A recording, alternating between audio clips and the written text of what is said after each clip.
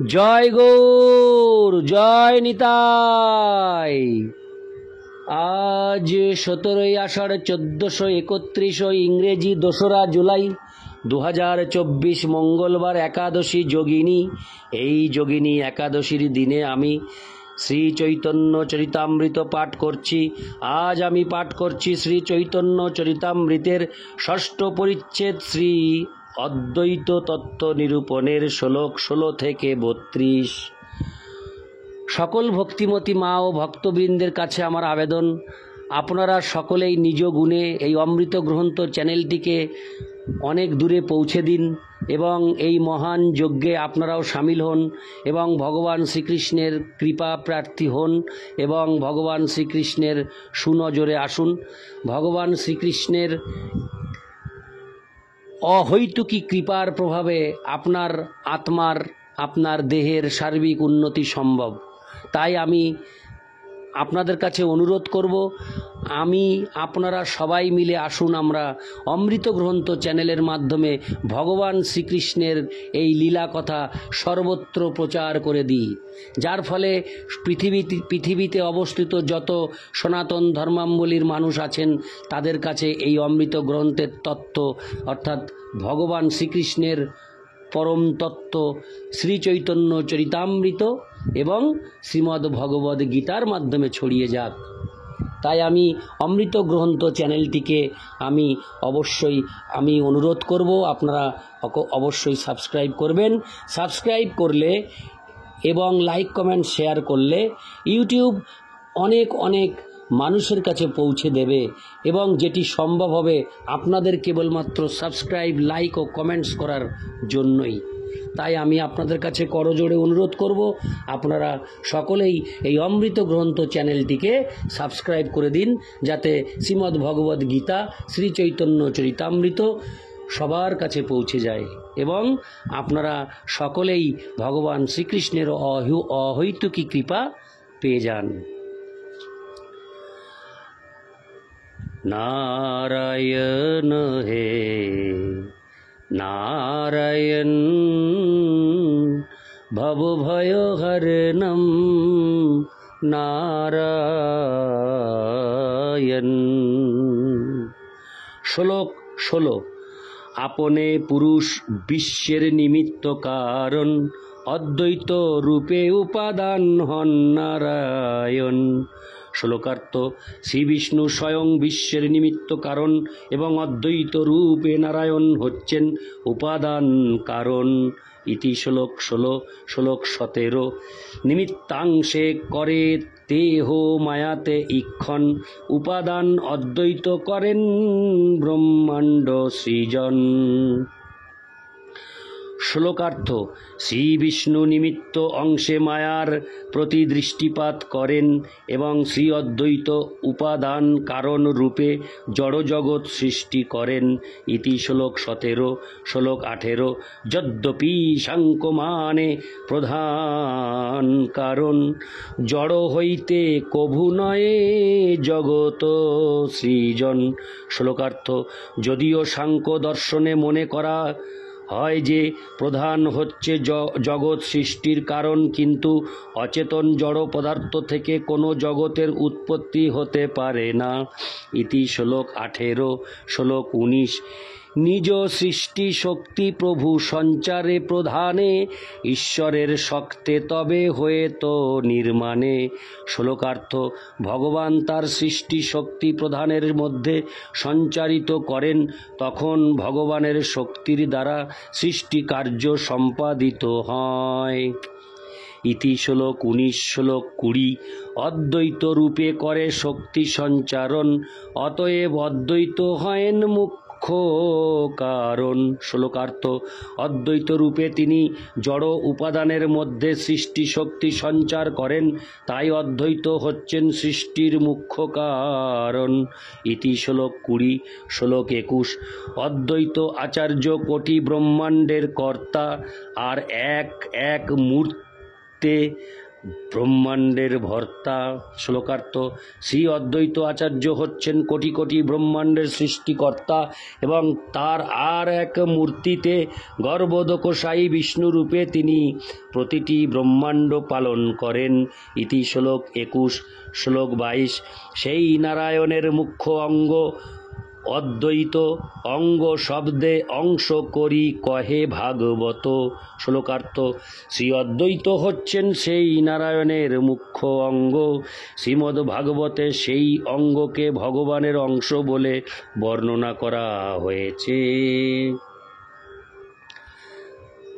ইতি শ্লোক 22। শ্লোক 23, নারায়ণস্তং নহি সর্বদেহী নামাত্মাস্বধীশাখিল লোক সাক্ষী নারায়ণহং নরভূজলায়নাত্তচাপি সত্যং ন তব্বৈব মায়া। অনুবাদ, হে পরমেশ্বর, তুমি অখিল লোক সাক্ষী। তুমি যখন দেহী মাত্রে, হরে কৃষ্ণ, তুমি যখন দেহী মাত্রের আত্মা অর্থাৎ অত্যন্ত প্রিয় বস্তু, তখন কি তুমি আমার জনক নারায়ণ নও? নরজাত জল শব্দের অর্থ নার, তাতে যার অয়ন তিনি নারায়ণ। তিনি তোমার অঙ্গ অর্থাৎ অংশ, তোমার অংশরূপ কারণোদকশায়ী, গর্ভোদকশায়ী, ক্ষীরোদকশায়ী, কেউই মায়ার অধীন নন। তারা মায়াধীশ, মায়াতীত, পরম সত্য। তাৎপর্য, এই শ্লোকটি শ্রীমদ্ ভাগবত 10:14 থেকে উদ্ধৃত। ইতি শ্লোক 23। শ্লোক 24, ঈশ্বরের অঙ্গ অংশ চিদানন্দময়, মায়ার সম্বন্ধ নাহি এই শ্লোকে কয়। শ্লোকার্থ, এই শ্লোকে বর্ণনা করা হয়েছে যে ভগবানের অঙ্গ ও অংশ সমূহ চিদানন্দময়, এর সঙ্গে মায়ার কোনো সম্বন্ধ নেই। ইতি শ্লোক 24। শ্লোক 25, অংশ না কহিয়া কেনে কহ তারে অঙ্গ, অংশ হইতে অঙ্গ যাতে হয় অন্তরঙ্গ। শ্লোকার্থ, শ্রী অদ্বৈত আচার্যকে কেন অংশ না বলে অঙ্গ বলা হলো?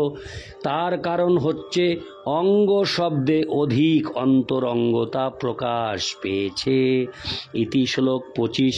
শ্লোক 26, মহাবিষ্ণুর অংশ অদ্বৈত গুণধাম, ঈশ্বরে অভেদ তেঞ্জি অদ্বৈত পূর্ণ নাম।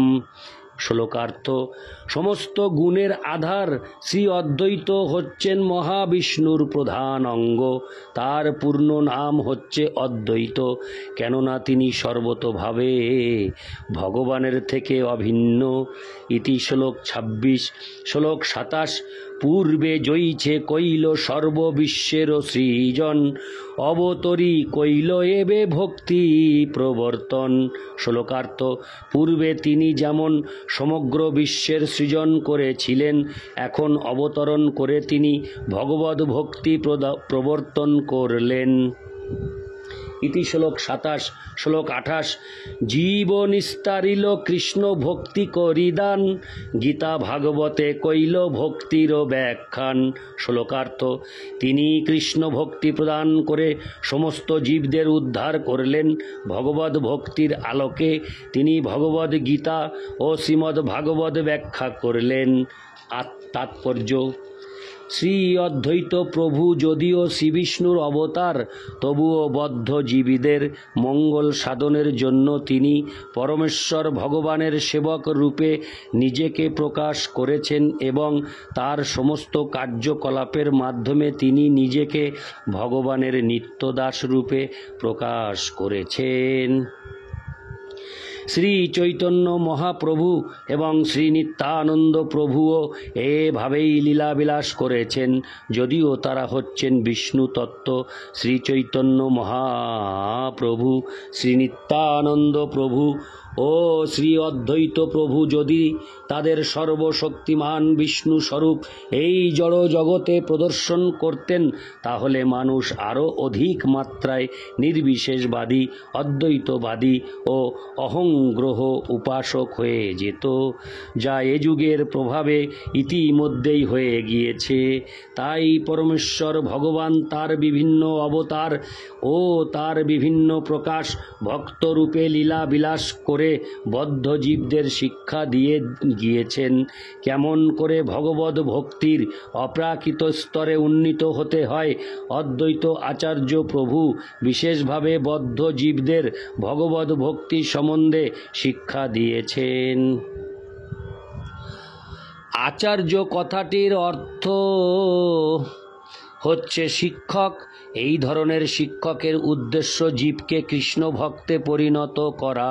শ্রী অদ্বৈত আচার্য প্রভুর পদাঙ্ক অনুসরণকারী আদর্শ শিক্ষকের সারা পৃথিবী জুড়ে কৃষ্ণ ভাবনামৃত প্রচার করা ছাড়া আর কোনো উদ্দেশ্য নেই। প্রকৃত আচার্যের যথার্থ যোগ্যতা হচ্ছে তিনি নিজেকে পরমেশ্বর ভগবানের দাসরূপে উপস্থাপিত করেন। এই ধরনের আদর্শ আচার্য কখনোই নিজেদের ভগবান বলে প্রচারকারী নাস্তিকদের আসরিক কার্যকলাপ বরদাস্ত করেন না। আচার্যের প্রধান কর্তব্য হচ্ছে নিজেদের ভগবান বলে প্রচারকারী এবং হরে কৃষ্ণ এবং সরল জনসাধারণকে প্রতারণাকারী ভণ্ডদের মুখোশ খুলে দেওয়া। ইতি শ্লোক 28। শ্লোক 29। ভক্তি উপদেশ বিনু তার নাহি কার্য, অতএব নাম হইল অদ্বৈত আচার্য। শ্লোকার্থ: ভগবদ ভক্তি শিক্ষা দেওয়া ছাড়া তার আর কোনো কাজ নেই, তাই তার নাম অদ্বৈত আচার্য। ইতি শ্লোক 29। শ্লোক 30। বৈষ্ণবের গুরু তেহ জগতের আর্য, দুই নাম মিলনে হইল অদ্বৈত আচার্য। শ্লোকার্থ: তিনি হচ্ছেন সমস্ত বৈষ্ণবের গুরু এবং তিনি হচ্ছেন জগতের সর্বাধিক পূজ্য ব্যক্তি। এই দুটি নামের মিলনের ফলে তার নাম হয় অদ্বৈত আচার্য। তাৎপর্য: শ্রী অদ্বৈত আচার্য হচ্ছেন বৈষ্ণবদের প্রধান গুরু এবং তিনি সমস্ত বৈষ্ণবদের পরম পূজ্য। অদ্বৈত আচার্যের পদাঙ্ক অনুসরণ করা ভগবদ ভক্ত বৈষ্ণবদের অবশ্য কর্তব্য, কেননা তার ফলে ভগবানের প্রেমময়ী সেবায় যুক্ত হওয়া যায়। ইতি শ্লোক 30। শ্লোক 31। কমল নয়নের দেহ যাতে অঙ্গ অংশ, কমলাক্ষ করি ধরে নাম অবতংশ। শ্লোকার্থ: যেহেতু তিনি হচ্ছেন কমল নয়ন পরমেশ্বর ভগবানের অঙ্গ বা অংশ, তাই তার আরেকটি নাম কমলাক্ষ। ইতি শ্লোক 31। শ্লোক 32।